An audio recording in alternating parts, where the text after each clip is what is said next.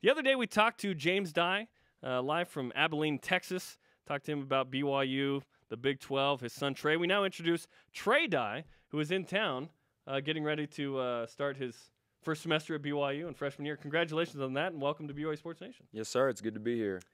James is actually in the studio as well in here. So if we need James at any point, we'll just bring him over. So let's start with this. Compare yourself to your dad in your game, your style of play, physically.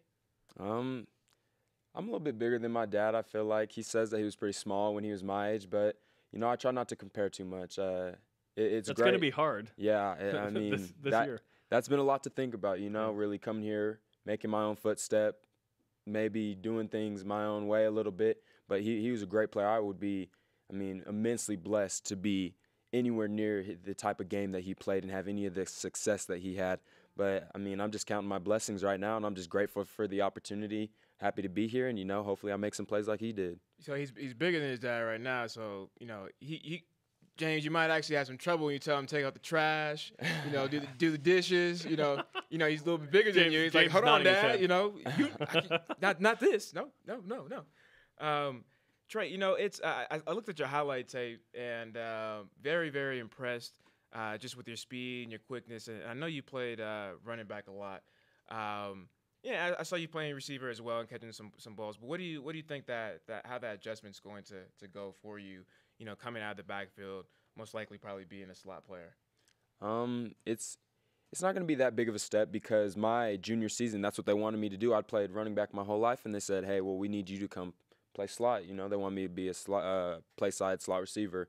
And at first I was kind of, but as I got into it, it was fun. It's anywhere I can be on the field to be in a position to make plays for my team.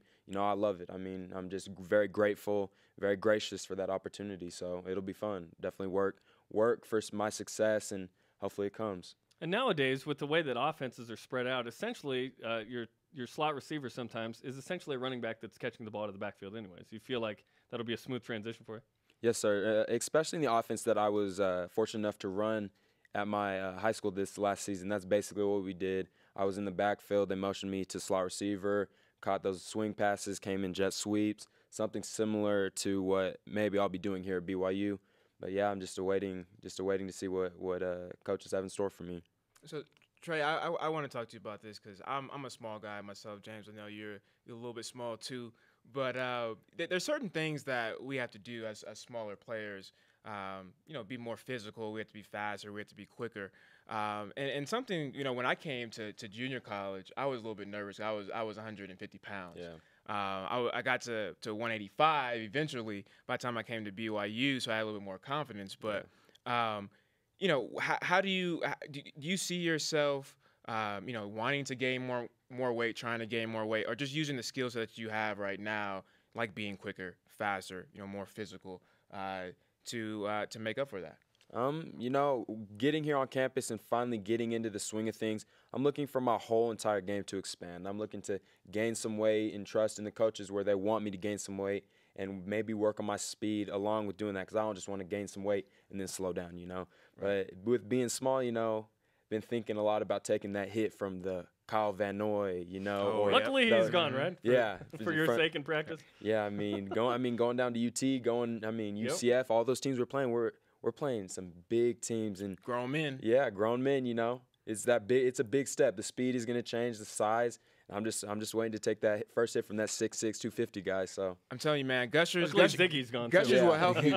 Gushers will help you, man. You take some, you eat them. Yeah, it help you with the speed, the weight. I'm telling you, Gushers, you don't even feel it. Yeah. Do you have a food that you eat pregame like Gushers for Brian Logan that helps you on game day? Anything like that? Skittles like Marshawn Lynch? I don't have a special candy, but maybe I'll have to take over the Gushers while I'm here. You just can't give him any. That's probably some NCAA issue. So you probably need to buy your own. I could accidentally lose. Dad, Gushers. I could accidentally lose the Gushers. Yep. I could lose him on the side of the street. I could misplace him. Don't be weird with it, man. I could misplace him. You could just accidentally find him, trip over him. Yeah. This sounds sketchy, man. No. Trey Dye is on BYU Sports Nation, the biggest new fan of Gushers. He's going to like it on Facebook with Brian Logan. Trey, you played big-time high school football in Texas, those that aren't from Texas kind of hear about it and how maybe that prepares you to play big-time college football a little bit easier because you played at a high level and in front of some big crowds. Describe the experience of Texas high school football. Texas football it's everything you hear about. It's about the $60 million stadium in Allen, Texas. You know, it's playing Friday Night Lights. Yeah, Friday Night Lights. It's about playing Odessa Permian, a team that I was able to play, being in that environment, being able to experience that, playing in front of 20,000 people when you have a jumbotron, when the stands are packed, people have to camp out to buy their tickets to the rivalry game, pep rallies, pregame meals. You know, it's so family incorporated. You need to come together with your brothers. You know, maybe if you don't like them off the field, but you really just need to step back and just look at the environment and just be grateful for how blessed you are to really be in that. Because playing football here, because I did play here before I moved to Texas, it was just such a big jump. I mean, there are good athletes here, but just the speed, the size, and just the overall experience and just explosiveness of everything, it was just a big step. So I want to get into some of your personal goals, because you know, we all know coming in, you're like, oh, I'm the man. I'm about to take over. I'm about to dominate. I'm going to the NFL. Mom, Dad, I'm buying you a house. You don't got to worry about anything. Yeah. What's your aspirations for this season? You know, some of the goals and just your role. I know we can speculate up here saying you're more of a smaller guy, quicker guy, speed guy. You know, we can put you in the slot, whatever the case is. But what's your goals and what are some of the things that the coaching staff has said as far as, you know, your role coming up this year? With J.D. Falslev and some guys like that graduating, it's basically me to come in and just I'm not going to say mine for the taking. I definitely need to come in and work just like anybody else and work my butt off and work for any success that I will have. I'm not looking for anything to be handed to me. My personal goals are to come in and contribute to this team any way I can. If that's running down on special teams, making some tackles, shoot, if that's getting some water for Taysom Hill, you know, I mean, whatever it may be, you know. This is a great attitude. Yeah, coming in, I definitely don't expect to come in and just, you know, be the leader, breaking the team out. I mean, I would love to be a leader, but I'm not going to come in and try to step on anybody's toes if that makes any sense. I'm gonna come in and I'm going to assume my role. Trey Dye is on BYU Sports Nation, son of the great James Dye. The legacy that James Dye left here with those 95 and 96 seasons, great returner, great receiver, some big plays in the 96 season. That was so fun to watch. Now you, I guess James told us you were born, I guess, his junior year when he was here. Yeah. Is that right? Yes, sir. 95. Were you always meant to be a Cougar? Like, did you want to come here? You know, how did that decision? Growing up, I'm not gonna lie, I wasn't very fond of BYU sometimes. Some of the kids I went to school with and just always just give me a hard time. You'll never be as good as your dad and stuff like that. That's tough because that happens, yeah. Yeah, and I mean, that's why sometimes it would be easy to kind of want to step away from my dad a little bit, but I've embraced it. People want to see that type of explosiveness. I mean, with a program like this, you want to be in a national championship. You want to do things like that. So we need athletes like that, and that's what fans would love to see, and that's hopefully what I'm working for, to give people a sense of that. What turned your attitude towards positive with BYU? Just why'd you embrace it? Maturing, not making childish assumptions, not just really listening to anybody else, not letting other people dictate my view and my outlook of it. I noticed that BYU it's a big time program. I mean, I don't see any reason why anybody would not want to come to Brigham Young University. It's such a blessing. I am immensely blessed to be here in this point in time, taking this step.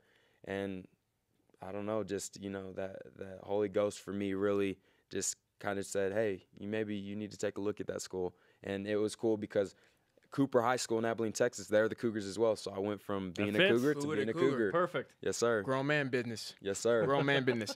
You know, speaking of your dad, so he had after a punt return against Rice, he jumped into the stands, got a 15-yard penalty. Lavelle leap is what we call that. Yeah. What celebration dance do you have planned to get a 15-yard to get a 15-yard penalty? You know what I'm going to do? Top pops. You know what I'm going to do so I don't get a phone call after the game? I'm going to take that ball, I'm going to give it to the ref, and I'm going to go back to the sideline. Look at this. Nice. Look at this. He knows he's going to Barry Sanders the ball. Barry Sanders. He's been there before. Yes, I do this a lot. This is not exciting. It is exciting, but I do this a lot. Act like you've been there, right? Yeah, I won't have the cell phone in my pocket or in my sock tucked in, waiting to make a phone call or anything. Yeah, You're a better man than me, because if I would have scored, man, I would have got a 30-yard penalty. You should have seen Brian for a pass breakup, not even a touchdown. Yeah. Oh yeah, it was bad. It was bad. We had people good? were pulling hamstrings, and it's the intensity. You get in the setting, and sometimes you just. Right. I mean, it's a whole thing itself. The turn up was really real. You turn up. you make plays. You turn get up. turned up. That's right. Yes, sir. Trey Dye is on BYU Sports Nation. I've heard that you've been a good recruiter yourself with some of your fans towards BYU, or some of your friends. How have you tried to help your friends know what's up with BYU and maybe try and get them to come play? Jeez. Coming in my junior season, there was a young man on my football team. His name was Xavier McCann. This, I don't know if this is football as much as being LDS and being a member of the church. I actually ended up baptizing him myself. The missionaries, they went by his house, and he said they talked to him. And I said, you know what, I'm going to go by. So I went by, and I started talking to him. He said, Trey, and just started picking my brain about these things, just asking me questions about BYU, if he would want to go here to play football. And, I gave him every answer I knew. I mean, if I didn't know anything, I asked my dad. He got the Book of Mormon, he read it, and ultimately I was able to baptize him. That was such a great blessing and step in my maturation growing up. I still have a long way to go, but that was something that I'll look back on for the rest of my life. But in the locker room with other guys going big places, because we had our quarterback is going to Texas to play receiver. Well, my old quarterback was going to Texas to play receiver, and we had a kid going to Baylor to play safety. So it was football. Playing football was it was no problem around our area. But they started asking me questions about President Monson. You guys have a living prophet. You guys believe in this. You can't drink caffeine. Trey, you can't drink that soda. You're like, yeah, we can, but yeah. Yeah, exactly. And somebody would have coffee trying to be funny. Trey, you want a sip of this coffee? But yeah, they think they know. They still think Mormons are polygamists. So I definitely had to educate them on that, and them seeing, like I said, my quarterback going to Texas, when we beat up on Texas pretty bad here in Provo, that caught his attention. That definitely caught his attention, and some others, because everybody down in Texas is diehard UT fans. BYU doesn't play any football. UT's the team around here, but I mean, after a game like that, you can't really deny a team like that. Yeah. It's hard for you not to have their attention. And September 6th, BYU will go to Austin, and you will be there as a Texan against your former high school quarterback, it sounds like. What's his name, by the way? His name's Lorenzo Joe. Lorenzo Joe. Awesome. That'll be fun. Well, Trey, it was a lot of fun to meet you. Let's have you sign our Rise Up flag, if that's all right. Yes, sir, of course. Autograph. Good luck as you begin summer semester of school, and we expect a great season from you this year. Thank you. Trey Dye. Take advantage of the tutors.